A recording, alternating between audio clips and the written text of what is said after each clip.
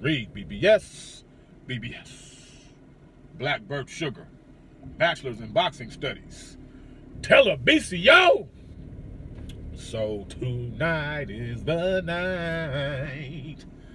I'm nervous and I'm trembling, waiting for them to walk in. That ring, that is. I'm talking ERROL Spence Jr. and Shawn Showtime Porter for the unified welterweight championship of the world. Man, Fox has been promoting the living hell out of this card, out of this fight. Their fight camp series has been excellent. Wouldn't expect anything less from Fox, right? What I found most interesting was the little sparring. You know, Spence, he's got his regular cast of sparring partners, Adrian Taylor, Burley Brooks. I didn't see my man Thomas Hill, but he's always there typically, so I'm sure he just wasn't maybe televised when he got his rounds in with EJ. And they had a young buck, a Shawn Porter style dude named Miguel Borrego. And by all accounts, it was good work, man. On the flip side, Porter, on the low, he's been working with Demetrius Boo Boo Andrade, southpaw, tall, lanky, former Olympian. Had him in camp prepping for Spence's style. Now, for some reason, during the actual fight camp, one of the fight camp broadcasts, they show Porter sparring with David Benavidez, half a foot taller, 3 weight classes heavier. Benavidez never opened up on Porter, didn't have him on the ropes unleashing, nor should he have. He's a fucking super middleweight, you know what I'm saying? It seemed more of a dog and pony show, like a photo op. They weren't in there seriously sparring. What could Shawn Porter do to big-ass David Benavidez? Nothing. So to even say, oh, I sparred David Benavidez is kind of disingenuous in my opinion. What stood out most to me about the fight camp broadcasts was Kenny Porter, man. Kenny Porter loves him some Kenny Porter. And look, Shawn Porter is his son. That's his child. He raised him. He birthed him. He nurtured him. He's trained him, coached him, etc., etc.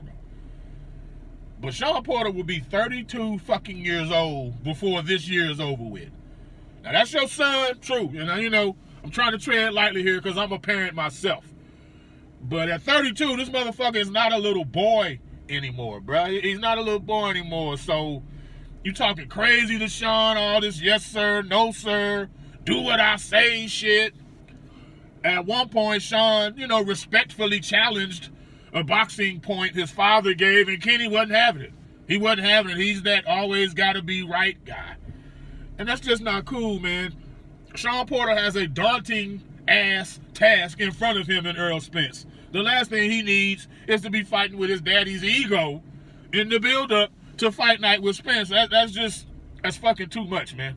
That's too much. Kenny, he was self-serving, almost in that Teddy Atlas way. You know what I'm saying? Teddy, love him some Teddy. He gonna take all 60 seconds between rounds, rattling off soliloquies and famous quotes and talking about firemen and shit, and your kid at home crying right now, and you know how Teddy gets down. And Kenny, he's kind of similar. It just came off, and I could be totally wrong, but it came off as Kenny wanting to make sure everyone knew who Kenny Porter was when all was said and done, and not so much Shawn Porter. At one point, he even had Shawn digging to his body. Shawn's like, I'm not going to hit you hard, Dad. No, dig in. It's like this.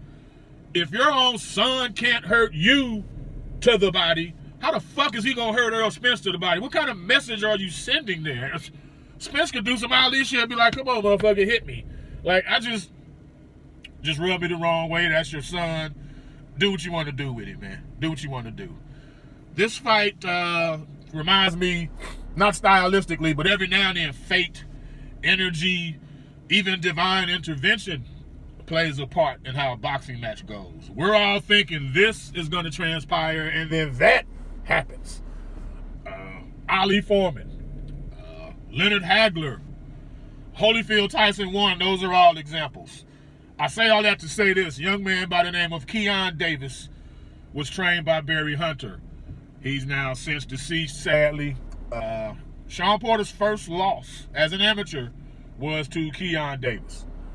Because of that loss, That's what brought Kenny Porter and Barry Hunter together, and they've been tight friends ever since. It was Keon Davis who brought them together because Kenny had to know what it was. What y'all smoking and drinking over here? What's the recipe? What y'all cooking up that helped him beat my son?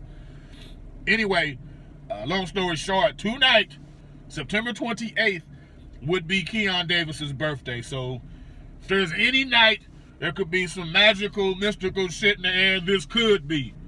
But it's going to take that type of divine intervention, a little something extra, along with a well-placed headbutt to cut Spence for Shawn Porter to win this fight. I just don't see it, man.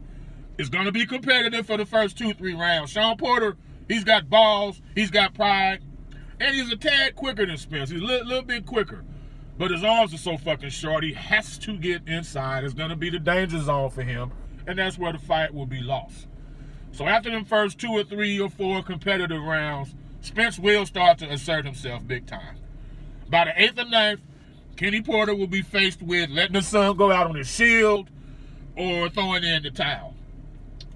Whatever Kenny decides, if he allows it to go on, Spence will be judge, jury, executioner, and showstopper. Because I just can't see this fight going the distance, man.